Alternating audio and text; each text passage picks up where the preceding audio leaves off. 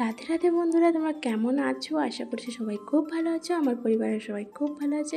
আবারও চলে আসলাম নতুন একটা ভিডিও নিয়ে তোমাদের সামনে। আজ হলো শনিবার এখন ঘড়িতে বাজে 7:30। তো এই 7:30 থেকে তোমাদের সাথে নিয়ে ভিডিওটা শুরু করছি।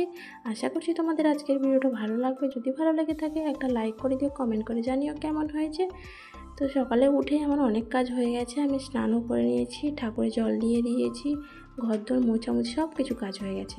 যেহেতু শনিবার একটু কাজ তো অনেক কিছুই থাকে, তবুও আমি আগের দিনের সব বাসন কোসন সব ধুয়ে রাখি। তারপরেও টুকটাক যেগুলো কাজ থাকে সেগুলো সেরে নিয়েছি আমি সকাল সকাল। তো মেয়ে ঘুমিয়েছিল, তার কারণে বিছানাটা তোলা হয়নি। তো তাই এমনিতেও আজকের আমার শরীরটা খুব একটা ভালো নেই, কেমন যেন গাটা ম্যাজম্যাজ করছে। তাই জন্য একটু তাড়াতাড়ি করে কাজগুলো সেরে নিচ্ছি। একটু ছেলে মেয়ে স্কুল চলে গেলে একটু নিজে একটু রেস্ট বসবো, ঘুমোবো একটু। তো সেই কারণে চটপট করে কাজগুলোও সেরে নিচ্ছি। তো চলো তারপর রান্না করতে যাব। দেখো আজকে একটু রুটি খেতে ইচ্ছা করলো, সেই জন্য ভাতটাও বসিয়ে দিয়েছি। কারণ ছেলে খেয়ে স্কুল যাবে, আজকে পান্তা নেই। তো সেই কারণে ভাতটা বসিয়ে দিয়েছি। আর এখানে রুটি করব একটু। রুটি খেতে ইচ্ছে করলো, এমনি চা খেতে বিস্কুট দিয়ে খেতে আর ভালো লাগেনি। তো সেই কারণে চা রুটি খাবো। তো যেই ভাবনা সেই কাজ। শরীর খারাপ হলেও খাওয়ার জন্য কাজ করতে হবে, আর সংসারের মঙ্গলের জন্যও কাজ করতে হবে। তো সেই জন্য লেগে পড়েছি। আমাদের মতন যাদের একার সংসার, তাদেরকে যতই শরীর খারাপ হোক না কেন, শরীর খারাপ নিয়েও কাজ করতে হবে। ছেলে মেয়ের জন্য, সংসারের জন্য, নিজের জন্য, সবার জন্য কাজ করতেই হবে। কারণ শরীর খারাপ হলেও তুমি যদি বসে থাকো বা শুয়ে থাকো, কেউ এসে তোমার করে দিয়ে যাবে না। নিজের কাজটা নিজেকেই করতে হবে। এটাই হলো একার সংসার। একার যাদের সংসার তাদের এইটাই কষ্ট, খুবই কষ্ট, জানো তো। আর হয়তো আমাদের কপাল ভালো নয়, তাই একার সংসার, একার জীবনে একা একাই চলতে হয়। আরেক দিক থেকে ভালোই মনে হয়, কারণ একার সংসারে যেমন কষ্টই হয়, কিন্তু একদিকে ভালোও লাগে। কারণ একার সংসার যেভাবে পারো নিজের মতো করে গুছিয়ে রাখতে পারবে। দুজনের সংসার হলে, দুজন থাকলে হয়তো সংসারে ততটা, হয়তো আমি যতটা গুছিয়ে রাখছি হয়তো সে ততটা গুছিয়ে রাখতো না, বা সে যতটা গুছিয়ে রাখছে আমি ততটা গুছিয়ে রাখতে পারতাম না। এটা নিয়ে একটা সমস্যা তো হতোই। তো তার থেকে ভালো নিজের মতো করে নিজের সংসারটাকে একটু গুছিয়ে রাখা যায়। তো তারপরে দেখো আমার রুটিটাও হয়ে গেছে, আর চাও করে নিয়েছি, খেতে বসে গেছি। তোমাদেরকে এখন দেখাচ্ছি যে এই এত সকালেও এত গরম লাগছে, পুরো ঘামে আমি ভিজে গেছি। তারপরে তো রুটি চা খাওয়া হয়ে গেল। এখন চলে এসেছি রান্না করার জন্য।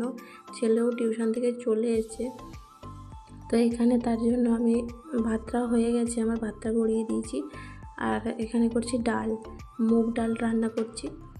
তো আজকে যেহেতু শনিবার, সেই জন্য নিরামিষ রান্না করবো, বেশি কিছু রান্না করব না।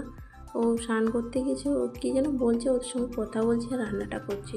এত গরম লাগছে কি বলবো, এখন থেকেই এতটা গরম, যেন পারা যাচ্ছে না, রান্না করতেও ইচ্ছে করছে না, কিন্তু করতে তো হবে। ওই যে বললাম শরীর খারাপ হোক আর যাই হোক, নিজের সংসার নিজেকেই কাজ করতে হবে। তো দেখো তোমাদের সঙ্গে কথা বলতে বলতে রান্নাটা আমার প্রায় হয়েছে। ডাল হয়ে গেছে, আলু ভাজা হয়ে গেছে, আর পটল ভাজা করেছি। এই কিছু একটা করেছি, তোমাদেরকে দেখাচ্ছি। মনে নেই, ভুলে গেছি। কারণ আজকে ভয়েসটা আমি দিচ্ছি, আজকে হলো রবিবারে ভয়েসটা দিচ্ছি। কারণ শনিবারে আমার এতটাই শরীর খারাপ ছিল, ওই দিন আর ভয়েস দিতে পারিনি। আর তারপরে দেখো রান্নাবান্না হয়ে গেছে, কিছু বাসন ছিল সেগুলো আমি এখন ধুয়ে নিচ্ছি। ধুয়ে তারপরে নিজে একটু রেস্ট করব। কারণ এতটাই শরীর খারাপ লাগছে, আর যেন ইচ্ছে করছে না কোনো কাজ করতে। কী করব, কিছু করার নেই, করতে তো হবে। কারণ এগুলো ফেলে রেখে দিলে আবার কখন করব তার নয় ঠিক। তো দেখো তারপরে আমার কি রান্না করেছি তোমাদের একটু দেখিয়ে নিই। কি এখন খেতে বসে গেছি, ছেলে মেয়ে স্কুল থেকে চলেও এসছে, ওরা বললো আবার একবার ভাত খাবে। তো তার জন্য তিনজনেরই ভাত বেড়ে নিয়েছি। এখানে করেছি ভেন্ডি ভাজা, আলু ভাজা, পটল ভাজা, আর চাটনি, ডাল, আর শসা কেটে নিয়েছি, এগুলোই। তারপরে আর তোমাদের সঙ্গে সেরকম ভিডিও কিছু শেয়ার করতে পারিনি, আর কিছু করেই নি। তারপরে চলে এসেছি একদম রাত্রেবেলা।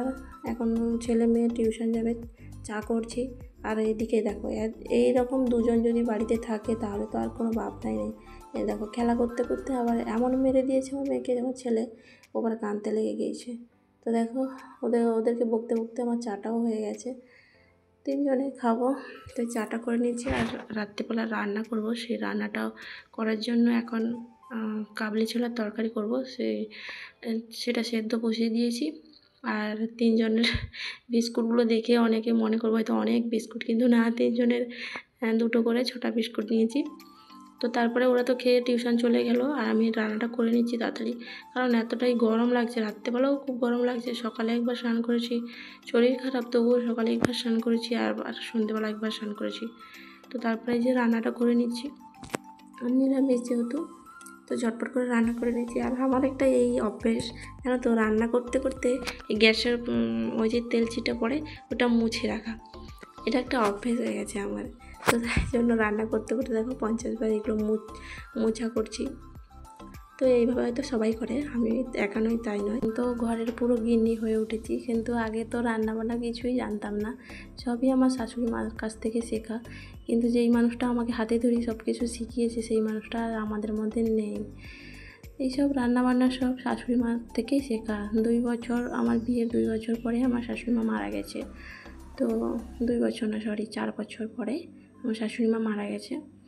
তো আমাকে এত সব রান্না, সব কিছুই রান্না আমার শাশুড়ি মা শিখিয়েছে। আমি তো আগে কিছুই রান্না জানতাম না, জানো তো।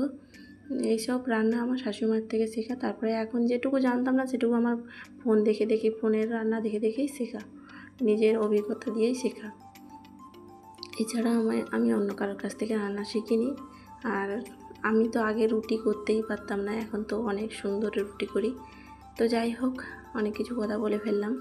তো দেখো, তারপরে আমার নিচে যারা ভাড়াতে থাকে তাদের বাড়িতে পুজো হয়েছিল, তো প্রসাদ দিয়ে গেছে। আমি একটু এখন প্রসাদ খেয়ে নিচ্ছি, খিদেও লেগেছে, প্রসাদটা খেয়ে নিচ্ছি আর ছেলে মেয়ের জন্য রেখে দিচ্ছি। আর দেখো, তোমাদের সাথে কথা বলতে বলতে আমার রান্নাটাও হয়ে গেল। আমি এখন একটু নিরামিষ যেহেতু রান্না, সেই জন্য একটু কাসুরি মেথি আর গরম মশলার গুঁড়ো আর একটু ঘি দিয়ে তরকারিটা নামিয়ে নেব। তারপরে আবার দেখো, রান্না করার শেষে হঠাৎ করে মনে হলো যে কয়েকটা জিনিস নেই, বাজার থেকে নিয়ে চলে আসি।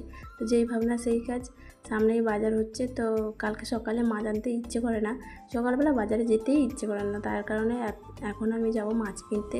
তো বাজারে যাব, তার আগে তোমাদের ভিডিও করে দেখানো হয়নি, কারণ আমি সবাই ভিডিও করছি, তার কারণে আমি আমার ফোনটা বাইরে ক্যামেরা করতে খুবই লজ্জা করে। তারপরে আবার মেঘ উঠে গেছে, বৃষ্টি শুরু হয়ে গেছে, তার জন্য ফোনটাও নিয়ে গেছি কিন্তু সেরকমভাবে কিছু করিনি।